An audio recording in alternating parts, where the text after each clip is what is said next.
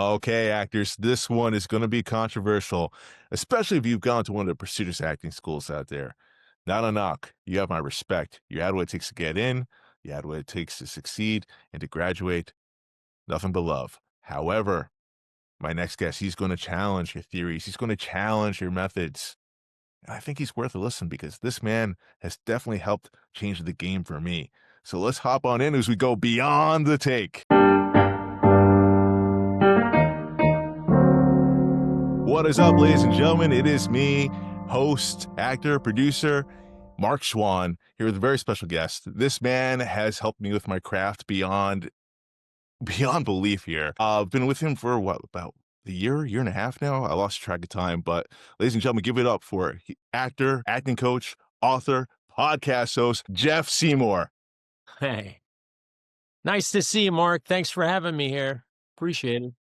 Dude, absolutely. Listen, I know how busy your schedule is, so like I really appreciate you taking time here, sitting down, talking about the craft of acting, the state of the industry, and everything. But let's get right into it, man. Look, people, I think, have this concept of acting coaches. Oh, disgruntled actors that are just teaching whatever. That's not the case for you. No. Like, far from it. You are a successful actor, and yet here you are. You're training actors. What made you fall into this? Like, what gravitated towards you towards that?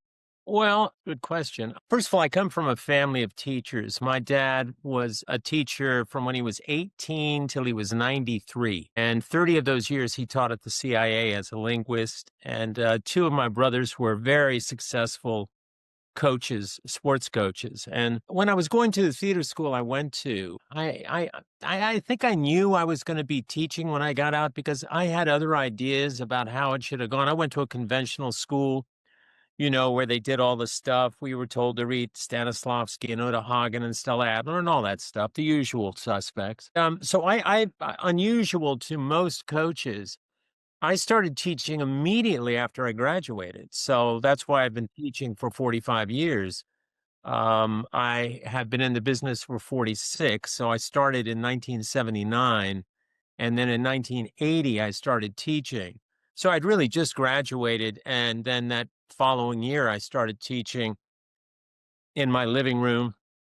And the students were actually people I had just graduated with from the school who were my first guinea pigs. I think what drew me to it, aside from, well, it was primarily I had a new idea for how acting should go. I just didn't feel like those usual suspects. I felt they were a bit antiquated. I just thought there had to be a better way to do things. And so the entire time I was having an acting career, I was teaching in real time. So I was able to, the things that I was experiencing, the auditions I was going on, the gigs I was getting. And I was very much into a new way of looking at acting, which I started developing really in 1980. I mean, it's called the real life actor approach now. I think I named it that when I wrote my first book called The Real Life Actor.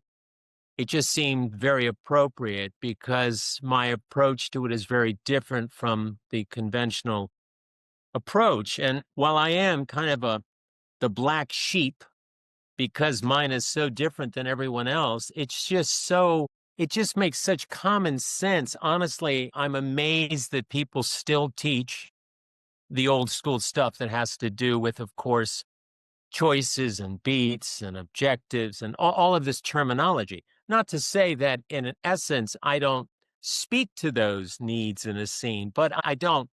I'm against acting terminology. I'm against any sort of framing in the acting world. I think it's really a silly exercise. And I just think it really has to go away. I think that there has to be a shift in the paradigm now. I think all that old stuff that was developed in the middle of the last century and before is just old school stuff. And I know there are going to be people listening to this saying, how dare you? Well, there's been progress in everything, in all kinds of teaching and all kinds of sports training, everything. But for some reason, we're supposed to just bow to what some people came up with in the last century.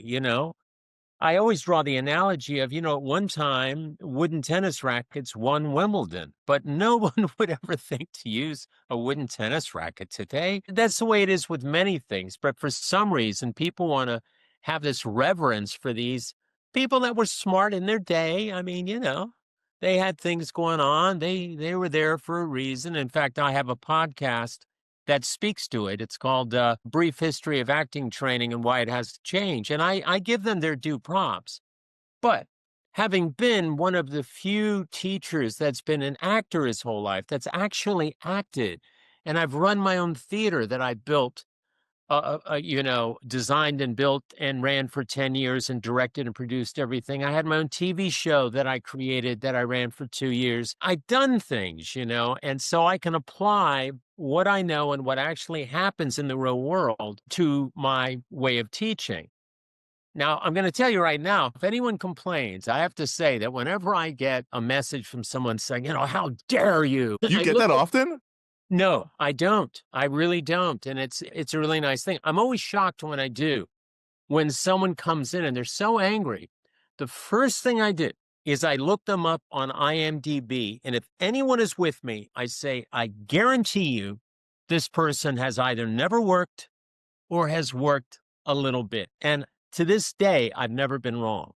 So before any of you listening to this think about complaining, just know I'm going to look up your IMDb. Got receipts. That means that you're coming from a place of never having worked and having spent my entire life going on a half a century in this. And I mean, full time. I've never had a regular job. I've only worked as an actor, director, writer, or teacher. That's all I've ever done. So to come up against me and say, well, I know better because I've done 3 shorts and I just graduated school. I mean, I appreciate your chutzpah, but maybe you ought to go out and get something done first and then tell me how well whatever it is you were taught works. But make it work first, not in theory. Actually go get a bunch of gigs on the national stage. And I don't mean shorts you make with your friends, although I think that is fabulous. I think you all should do that. But to qualify, I think you need to go onto the national arena. You have to get a job on television. You have to make actual movies, SAG, movies, or work in theater, equity theater. You do a whole bunch of that. And then you come tell me what it was that got you there. And we can have a real discussion. That's all. That's all I'm saying. Because you see, to me, when you've been in the business as long as I have, after 46 years, you understand how hard it is just to be standing upright still, because this is the hardest business in the world to It's get. getting harder. Yeah. And so to me, it's like being a war veteran. Like I have done, 6 tours. And then you have somebody come along, he's got a BB gun, and he wants to know what, the war is like. I know that might be a crass analogy, but it's No, but kind it's of spot on. it's a lot how a lot of people feel that have been in the business a long time. You get started, you go, "Oh, I'm in it to win it," Okay, well, in 10 years, tell me, 15 years, tell me, because this thing will grind you into dust, man. It is a very, very difficult business. And so those are my feelings. But yes, I have a whole different approach. And I've written 4 books about it and 172 podcasts about it. And I've traveled around the world teaching it. And, I've done stuff in the industry that's noteworthy. You're a professional through and through. You talk about these methods in the past, right? These methods that actors would often put on a pedestal, right? And with yours, yeah, I mean, as much as you say it's different, I feel like you're right, though. It just makes sense. Like, I mean, like, I spent a long time like auditing different classes, trying to find the right class for me, especially during the pandemic. And a friend of mine recommended me to you. And I was like, holy shit, this guy, that's it. He's awesome. I need to work with this guy. And I haven't looked back since. But for you, when you first started doing this, right? When you first started like that, things need to be different here. When did it start clicking for you? Like, my shit works. Well, certainly, I mean, right out of my theater school, I managed to get a job. I was heavily influenced, I have to say, by only one person, and that person didn't teach at the school. He came by to do some guest teaching, and I recognized him. I'm old enough to have known that this man, Milton Seltzer, who was a journeyman actor who, his resume said over 500 TV shows. I mean, the man worked like every week back in the day when that's what guest stars did. Things have changed a bit. But his approach was so practical, so no nonsense, so common sense based that it really fell in step with what I was thinking because I'm kind of made that way. Common sense works better for me. And so, I started training. And to get back to reasons why I started training, I think it was a very selfish reason. I wanted to create an environment where I could have these guinea pigs walk in, these actors, and then I could impose ideas on them and I could see if they worked.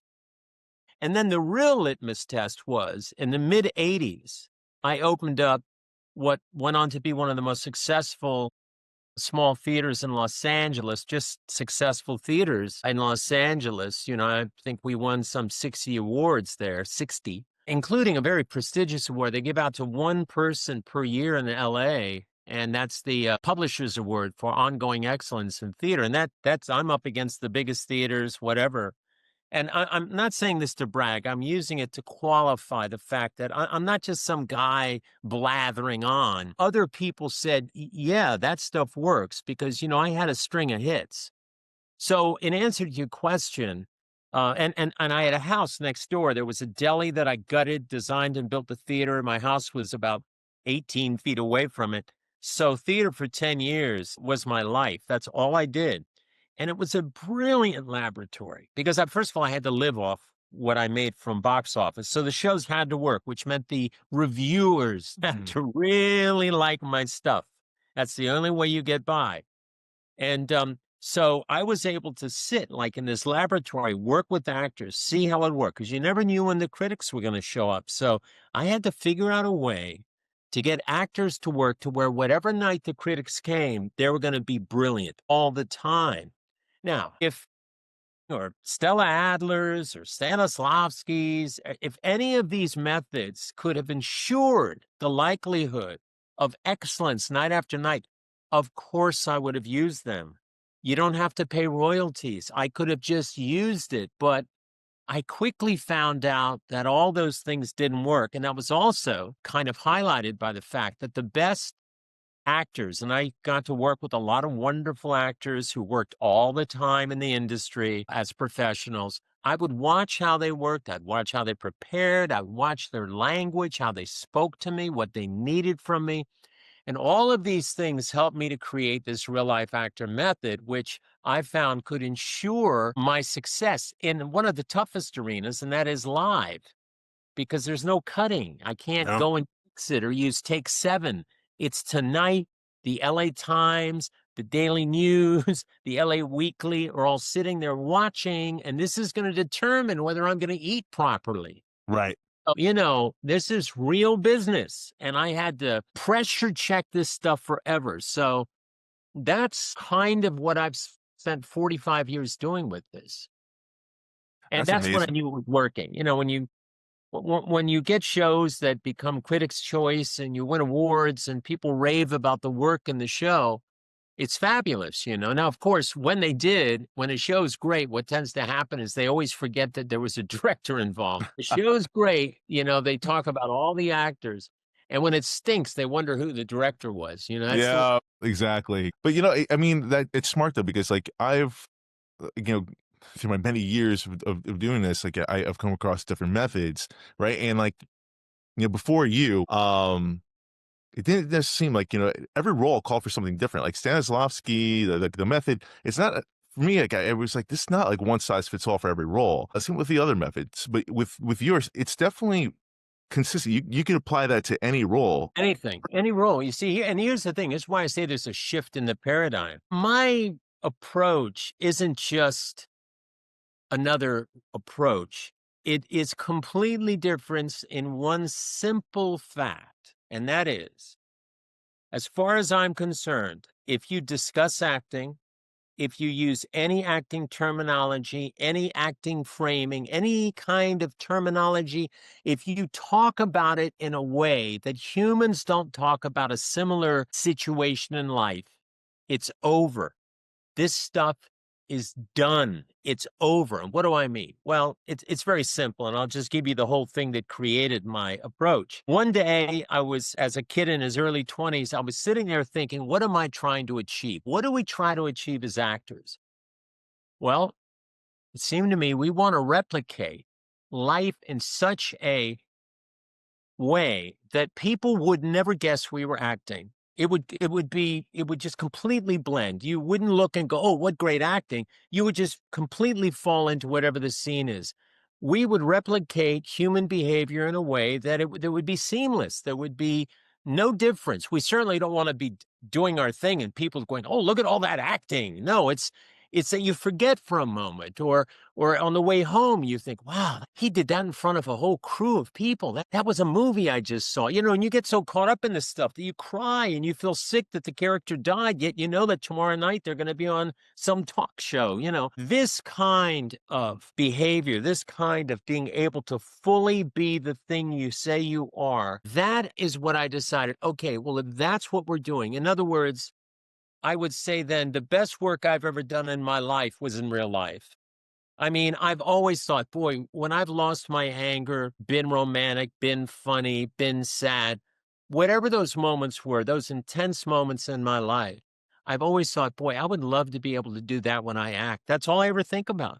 Like right now, I've been completely unaware of my body, where my arms are, but I feel like I'm so present. I really feel like I'm focused on the stuff I should be focused on, what I'm talking about. I mean, I feel I have some control over what I'm doing. I think I know what I'm trying to say. Some people may say, try harder, Jeff, but this is my best. If I was playing me or a guy like me, and I was trying to explain myself to a guy like you, this is about as good as I do it. So the next question I asked myself when I came to that determination, that realization, I said, then what is it I think about that gets me to these moments, to my saddest moments, pardon me, to my saddest moments, to my happiest moments, to my funniest moments? What is it that's going on in my head? And I knew immediately nothing to do with acting. I never think about acting in these moments at all. I mean, inadvertently, if I'm discussing my idea about acting compared like I am here, but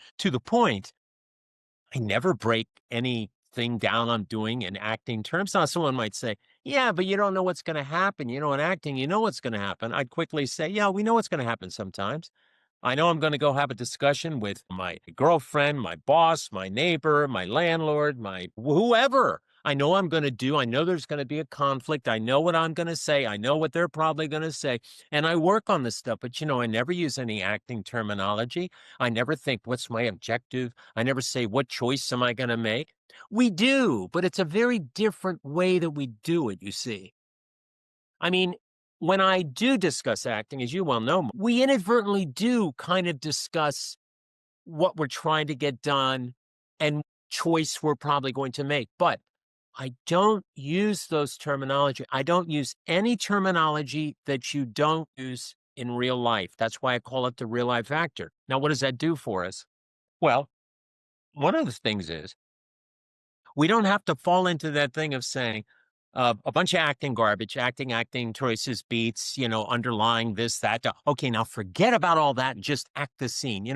I don't punk people that way by filling their heads with a bunch of acting gobbledygook and then hope that they can set it all aside and then somehow magically act the scene without thinking about all the stuff that they're destined to do because we've set it up.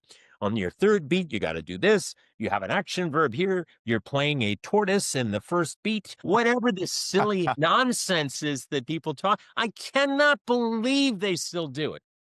My goal before I die is really to try and change the way acting is taught in the world. No, and it's amazing to see. You recently hosted a live session in New York City that I brought some friends to, and to see like in real time, like what you were able to do with the actors. And it was cool because like, normally in the Zoom classes, like, I'm so involved, right? So I'm like directly involved with it. So to take that back seat and just really see the magic unfold with people you've never worked with before, That's right. it was so awesome to see. It was like in real time, no pun intended with a real life actor, but like in real time, like this the switch was amazing. I know, and I'm not saying that to congratulate myself. I'm saying it because look, one of the reasons why I didn't call it the Seymour method or some such nonsense is because I don't think that I should be able to trademark or copyright common sense. So I feel like what I talk about and my approach really has to do with just common human sense. There's no gobbledygook. It's not stupid trickery. It's not nonsense. So it is that. And I know that when I impose it on people, it always works. And that's the other thing I say is that if you're in a class and the teacher tells the actor something and they don't immediately get better, that isn't a good teacher. Mm. The problem is in most acting classes, when that happens, actors will always blame the actor. They'll go, well, I understood what he meant. Because the teacher will say, well, you got to make a stronger choice, pal. You got to want it more. Did you do enough backstory? They'll say this stuff. These students will listen and go, yeah, they didn't make a strong enough choice. They probably don't have a good enough backstory. Yeah. So when they fail again, those go, well, they didn't want it enough. They need to make stronger choices, whatever that means, like be funnier. Yes, definitely. But if the teacher can't fix it, then the teacher is at fault, not the actor. And, listen, I've had a good career as an actor. I don't consider myself a hack at all. I've done some good work. I've won some awards. But man, I would have a teach off with anyone on the planet, anywhere, at any time. I would If love there to was see a that. way that could be set up where there could be a crowd that could decide what actors improve the quickest, the fastest, with the most clarity, man, I'm all in. I'll meet you in Paris. I'll meet you anywhere in the world because I know that I am more effective, and not because I consider myself a genius, but because I think all these other people are hamstrung and hobbled with nonsense work, nonsense gobbledygook where they just talk and they say things, these platitudes, like I heard one the other day. Don't memorize, humanize. And I think, wow, okay, that sounds cool and it kind of rhymes. But what does that mean, man? What does that mean? See, but It's a people cool listen, T-shirt. they listen to that and they go, man, that's so cool. Don't memorize, humanize. What? How? What is that? But that's the kind of stuff. It's like saying, you got to conquer the possibilities. And people go, yeah. How though? This is the problem, you see? So anybody wants to teach off, man, I'm all in. I'm all in. The challenge is out there. So, like, I feel like I know the answer to this, but for you, is it easier to train an actor that's just coming in, no training background whatsoever, as opposed to someone that say that stayed for years, Stella Adler or Yeah, insert prominent school here? that's that's a really good question. And I would say, Mark, I'd say that it is a level playing field as long as the person that has gotten all that stuff stuck in their head with all that other nonsense, as long as they are open. If they are open, no problem. One easy lesson, I will start to turn them around. They will see progress immediately. The only problem I have with people that have gotten all that other training is they get way in their head, and most of them, as a result of having spent $30,000, $80,000 in training, they get really defensive. Right, right. I can see that. Yeah. Because the hardest thing is, don't tell me that all that stuff is stupid. When I try to get to them, I say, okay, let's look at it this way. So you have a teacher that taught you this stuff, yeah? Okay. Has that teacher ever worked? I don't mean in Bonanza as the ranch hand or in I Dream of Jeannie as, the third soldier. I mean, have they actually done work on a regular basis? Right. Yeah, they haven't. Okay. But for whatever reason, you want to believe them over someone who has a fairly diversified resume. I mean, I've done a little of everything. So I find that remarkable.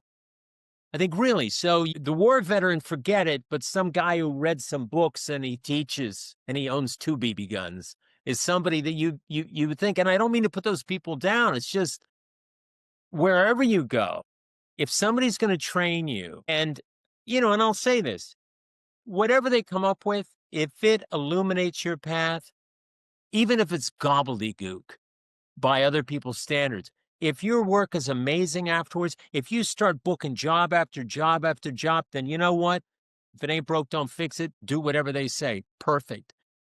That never happens. But what I'm speaking to are the people that sit in these classes, they're confused, but because, I don't know, there's some fading 8 buttons on the wall of people that supposedly trained here, they feel compelled to just nod their head up trying to figure out, why can't I get it? I want to be an actor. I want to work. I just don't get it. And they'll sit there and torture themselves rather than stop and go, wait a second. Let me look and see if this person's ever worked. No. Okay. Well, maybe I should at least let that kind of temper what this person's saying. Take that into account. That's all. That's all I'm saying. And that makes so much sense. I mean, like, ideally, you wanna work with someone who's been there, who's been to the dance, right? To at least get at the very least, get to that level, as the teacher as a teacher before you. I'm curious, lots of different methods out there. Is there one in particular that jumps to mind? It's the hardest to break through when, like, as opposed to, like, when someone comes to your class, they've had years of this one certain style of training that's harder for you to break through because they're stuck into that. Well, unfortunately, they're all about the same because they really make you see, the problem with traditional acting and where it's different from life is it kind of forces you, begs you, entices you to go in. It's all about in me, my, stare into my navel. What am I feeling? How am I doing? What is my state? What is and it's so inward, that you just sit there cooking and thinking. So now you're way in your head and you're turned inward.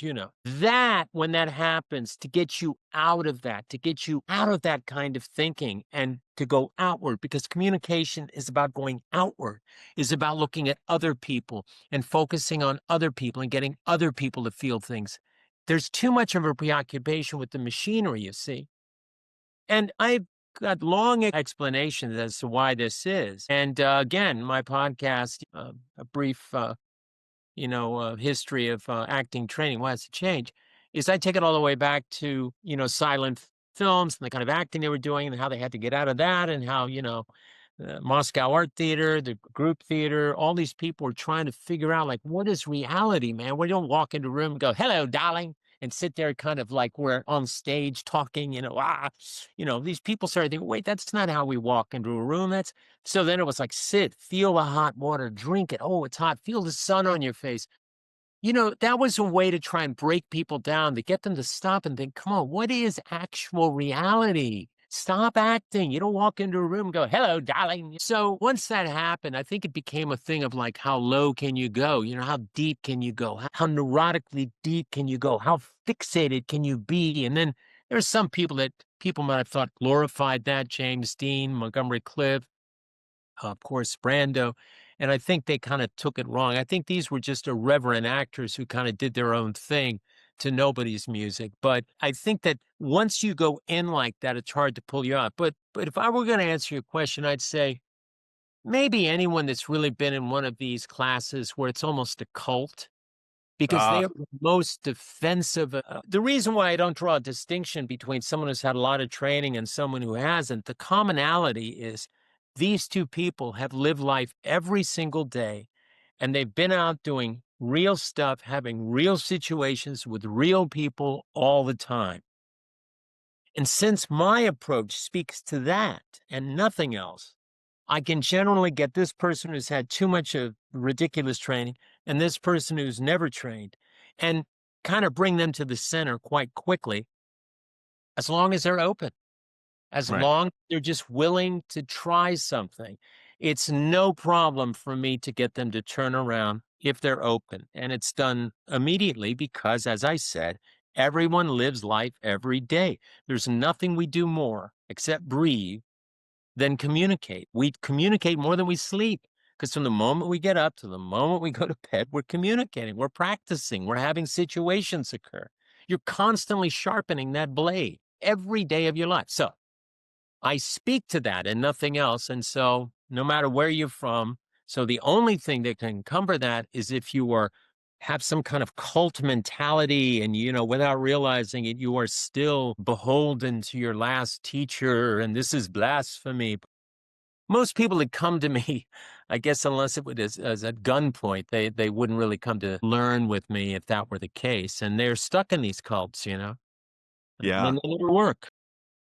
No, I mean, no, for sure. And, I often say too, I feel like these acting schools, as prestigious as they are, like they feel like you see like not as many students to come out of there, graduate working consistently as they No, should. And like, I don't know if it's part of it is because of like, outdated methods, or I personally have said a lot of times too, it's like they don't necessarily teach like the business side of acting because there is a business side to this. there And is. if you don't have that, I think that will actually hurt you in the long term. I would agree. I would say that you're absolutely right there. But I think that also the style of acting has changed from when those prestigious places, whether you want to say Juilliard or the American Academy or HB Studios or whatever they are, when they first started and those methods and approaches were kind of, really coming to, the style of acting now is hyper realistic. Yeah. You go into, in the old days of being in a room when we go there live to audition, they'd walk out and go, "Hey, the director doesn't want to see any acting, no acting, no acting." Well, I mean, obviously, I'm not a serial murderer, so there's going to be a little, but what they're really saying is they don't want to see acting, you see. So we've gone to a point where what is heralded is this like, you just think, wow, where did they get that guy? Where did they get that gal? I mean, Yeah. this is so real. I forget I'm watching film. Is this a documentary? I mean, practically. So I don't think that they're equipped to be able to train people in that way because, of course, they're using this antiquated wooden tennis racket nonsense. What do you think of, like, for example, Sean Baker for, the Florida Project? I don't know if you've seen that movie, but, The one of Florida Project? the Is there Florida Project, yeah. Yeah, Well, he just won 4 Oscars. What am I gonna yeah, say about him? right, He but seems he to know how to coax people into doing this realistic stuff, but it's not just real because real means nothing. As Hitchcock said, it's not a slice of life, it's the frosting. It's the sweetest, most concentrated portion. That's what we show the audience. So he finds a way to get people to really do this stuff where the he kids really does. seem like kids. I mean, that Ha is tricky stuff. To make a kid actually seem like a kid is no easy feat. And he's able to do that. He's able to, and the reason for that is, again, he gets them to go back to what they know, which is how they really behave in life. But he knows how to speak to actors, to coax it. Then he knows how to cut it, to put it together, to package it, to show us what feels like seamless real life.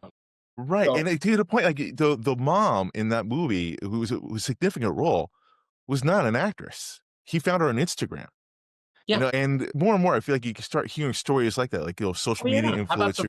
the fighter, the woman who I guess won the Oscar, I think, but then her 4 sisters were just these whatever they were, those women that were with her, apparently they weren't actors either. They were just these people that were so authentic. And when people say, "How is that possible?" Well, of course, look at the guy on, Captain Phillips. I mean, the Yes, nominated for an Oscar. yeah. And that's what I'm saying. We have been learning to communicate since we cried out for mom's milk. We learned to negotiate. I cry, I get milk. And from there, we just worked our way through our adolescence. We sharpen that stuff. The trick is, for me as a coach, is how can I get you to use the skills that you have and bring it as easily, as simply as possible to the work? How can I do that? It's not by way of talking about acting. It's not by I mean, there are times when people tell me some method or some crazy thing they're being taught. It makes me just want to get out of the business. I feel embarrassed. I think, Does it get why would I be a part of anything where this nonsense is being done? I feel like I'm being tainted by association. Does it get worse now with the emergence of social media? Like, I feel like you go on Instagram and more you have these like so-called, acting gurus on there sharing this whack advice. Yeah. does that come do you see that at all? Does it Of course, because I have Instagram and I put that stuff out, and people send me stuff and say, "Get a load of this." And the thing is all I would ever say to anyone is, "Okay, just look them up on IMDb. I guarantee you they haven't done anything. Oh, but They Jeff, they have haven't." 20,000 views. What are you talking about? People listen to it, but you see Right. the people that are doing that, you know who gets me the hardest are the people that have worked, Yeah. which is kind of unfortunate and fortunate. First of all, it's fortunate because I love the respect of people that have had big careers that read my book or listen to my stuff and go, wow, that's it right there. I really am grateful. It makes me feel good. The downside is that all these young people that actually need what I'm doing are more attracted to all this other nonsense because they supposedly taught so and so, so and so, and so and so. I can't tell you how many times people have said, Jeff, why don't you just do a list of the people that you've trained or trained? And to me, that's always been attorney client privilege. One, I don't talk about it. Two, it feels like stolen valor to me. Like, oh, so I'm going to claim their success because they trained with me. I get the association. I understand. But what goes into getting a career and making it happen isn't going to an acting class, even if I give them the best stuff, even if I can slicken up and get them to hit that ball. I've got them to where they can drive that ball 300. Okay, fabulous. I've taught them how to putt, and they can putt really well, and they got a great short game, if I can use this analogy of golf. But until you've been in a tournament, you have no idea how hard this is. Now, two of my brothers were teaching pros, so I know all about it because I've caddied in tournaments. I couldn't believe the pressure. My brother would have to sink this 12-foot putt on the final hole or he loses. You don't know what that's like till you've been there. So the idea that because I taught a guy how to drive a ball, 240 yards. Oh, yeah, I taught him. No, yeah, okay. But I didn't instill in him. There's no way you can do that stuff, man. That's all you.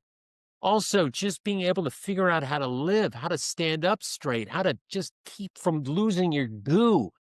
There's way too much that has to do with that person for me to feel okay about taking credit. I just, it sickens me, especially since I know also that all a person has to do, I could give a person, and I do. I have people that are on television that have had big careers, want a consultation or, me to go over one thing with them. Most coaches are going, oh, I taught that guy before I trained that guy. And I think, "Oh, come on. That guy was that guy before I met him." The other thing I can tell you is that of all the people that I've taught that go on to be stars and get their own shows and do the things they do, I knew the day I met them, I thought, there's a good chance this person's going to take off. What made you say that, though? You could just, they had chops, man. And I tell them Yeah. that in front of everyone, but I generally send them an email after saying, you got serious chops, man. If you can hang in, you're going to work. And the only time I'm wrong is when someone just thinks, and I've tried to fix that in the past. I've said, no, you got to do it. And it's like you blow up a blimp that has a hole in the other end. And when you walk away, it just deflates. So I realized, wow, part of having talent is having the talent to persevere and stick to it and want it. And some people who I've met have had, right out of the box, they were amazing. I thought they could definitely work. They just didn't want it. But Wow. the people that did want it, and I can recall many times I said, you're going to do just fine. And, they're all over the place. So again, for me to take credit, it's not like there were a little lump of cancerous clay and formed or something. I mean, and this is what these people do. And I know it attracts actors. I get it. They see the 8x10, they hear the story. Oh, Leonardo DiCaprio, blah, blah, blah. I'm a kingmaker. And I think, okay, all right, if you're a kingmaker, shouldn't you be making a king like at least every 6 months? At least once a year. At least once a year. Because all the people come to you. And generally anyone who's really talented, consider some they say, who's the best in the business? And if that person's on the top, they go there. Okay, well then you went there. But you didn't make that guy king. You didn't make that lady a king. So what happened? I'll tell you Mm, what happened. 2, 3 people happened to come through their shop that were destined to be who they were anyway. Wow. They became those people, and this guy's been trading on it forever. Well, if it's a magic wand, how come you just can't hit any kid that comes in? But unfortunately, all these kids come in. So I did a different thing. I said, I'm going to do a podcast. I've got 172, as I mentioned. People will listen to it. They'll read my books. They'll look at my videos. If this makes sense, they will come to me. And for that reason, I will train them. But I'm not going to put up things and say, you too can be, come on. Jeff, I mean, I could talk to you about this all day long, but I feel like now is the natural point, I think, where I should ask you for you to plug your podcast, your books, how people can find you as far as like going to you for Zoom sessions or even in person. Tell them. Well, first of all, the handle is always Real Life Actor. So I have Real Life Actor podcasts. There's 172. You can just scan the titles, see some that you're attracted to, and listen to it. I have 4 books out. 2 of them are coming out. One's out on Audible. Next one will be out this week. Showing Up Like a Pro. That tells you everything from the moment you get your email telling you to show up on set till you sign out. Everything I've learned running a set. I ran my own show for 2 years. I know all the inside about what you do, what you don't do, how to get the most out of everything and come off like a pro. And it's real simple to understand. I have, of course, I happen to have a couple of them here. I have the OG book. That was the first one I wrote, The Real Life Oh, Fact. And this is the next one I'm doing for Audible. But that'll lay it all out for you. I have a book called Directing Talent, which I wrote for directors, but I would encourage actors to read it too. Here's my book, Showing Up Like a Pro. This is that book I talked about. And I have the one for directors called Directing Talent, which is how to be an actor whisperer. And not only that, but because I ran my own show for 2 years, how to pick the best crew, how to deal with everyone, everything from picking your heads of departments to dealing with notes from the studios, to dealing with actors, drunk actors, everything there is to get the best out of everyone and truly be an actor's director. But I would encourage, and also the end of it's for directing theater, which of course I've got a lot to say about. But I would say that actors should read it too, because it'll give you the frame of mind of the people that are running the set and what's important to them. mm, It wasn't until I directed and wrote and produced that I understood how easy a job it is to be an actor. And I don't mean to belittle actors at all. I'm an actor myself. Yes, we gotta cry and yell and do all the stuff, but come on, man. You sit in your dressing room, there's a knocks on the door, "Mr. Seymour, 5 minutes." And then while you're walking there, "Can I get you something? Would you like an apple? What color? Green. I'll be right back." And then you're done, and then some card takes you home. I mean, yes, I guess it's a little hard, but not at all. You be a director, you be a writer, you be a producer. And when you understand how hard all that stuff is and what they actually have to do, it really gives you a different frame of mind, and what it does is you have a much healthier view of what it is you do. You're not so, "Oh, it's so hard." You think, "I'm the luckiest person in the world." And mm. so then all the trials and tribulations on set suddenly don't mean as much to you because you see it as you have a much better view of everything. So I'd recommend that book.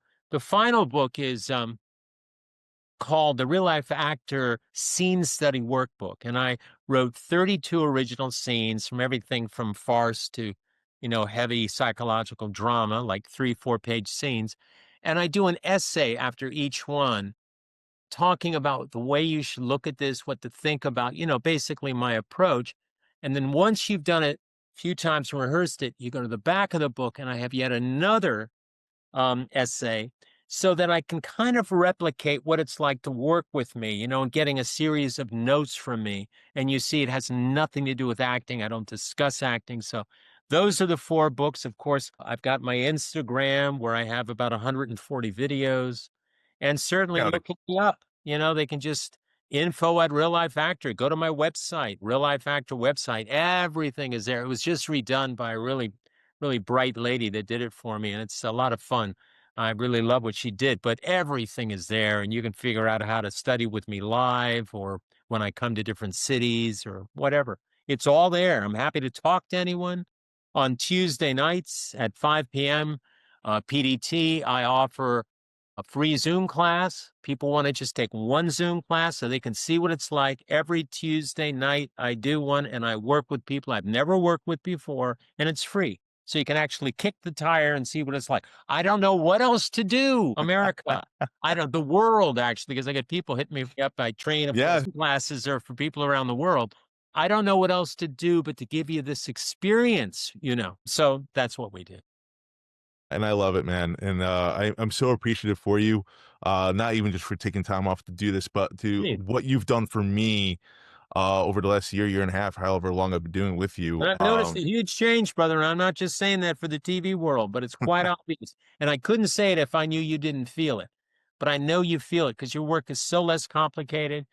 It's so easy. It doesn't seem manufactured. You just feel like a real person going through real stuff. And, you know, you've been a really great student, man. So that's all on Thank you. you. Yeah, Thank yeah. you, man. That means the world coming from you. The other night we had a great session. I know you.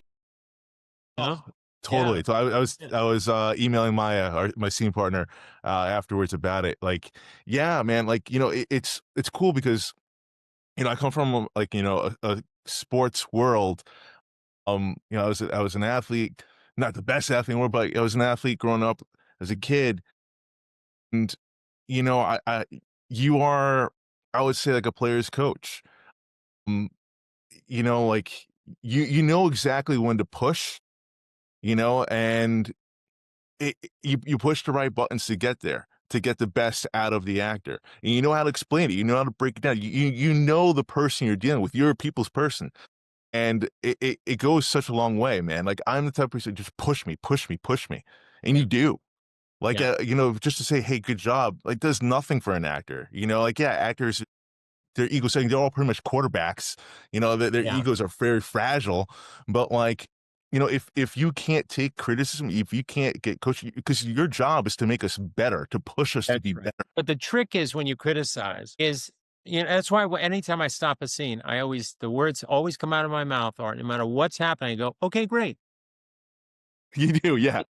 You know, my job isn't to kick people's asses and make them feel terrible. No, you Happens do. in a lot of classes. And I say to people, I say, look, you're paying me.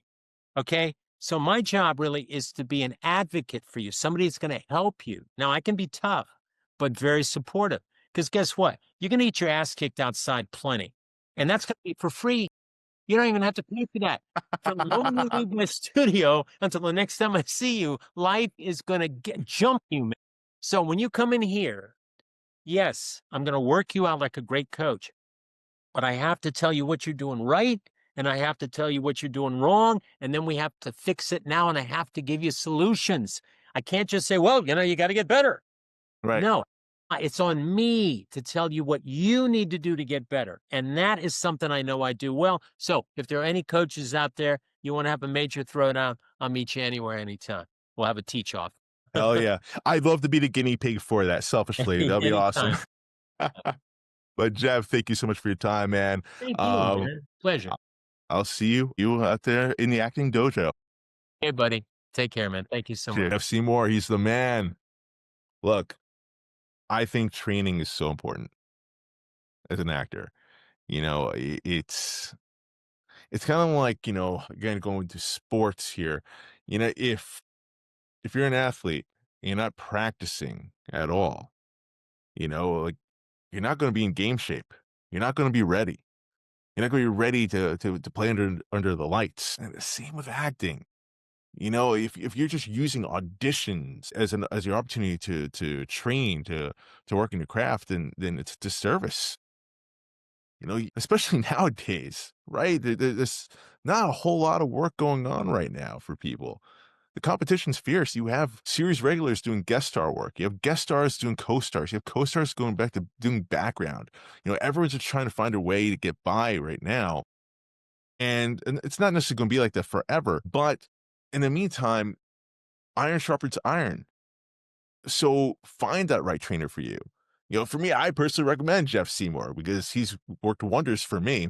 As he said, Tuesday nights, free classes for people that he's never worked with before. But so many places offer chances for them for you to audit their classes. So don't wait. Be proactive in your career. Just because, like, oh, I'm not getting that many auditions, blah, blah, blah. Like, hey, welcome to the club. A lot of us aren't getting as many auditions as we used to, not getting the same opportunities as we used to, but we become proactive about it. We work on our stuff because again, it's not gonna be like this forever. And when the opportunity does come, and it will come, you need to be ready. So that's my 2 cents. In the meantime, guys, thank you so much for tuning in. I appreciate every single one of you that tunes in, even if it's just for one episode, even if you're just watching just a few minutes of it, or even if you're just watching this clips I post to social media. Every one of you, I appreciate. Spread the word, please. Share, comment, like, subscribe, all those things. You can find us in all forms of social media, all forms where you find your podcasts. Beyond the Take on all forms of social media. Love you guys. Cheers.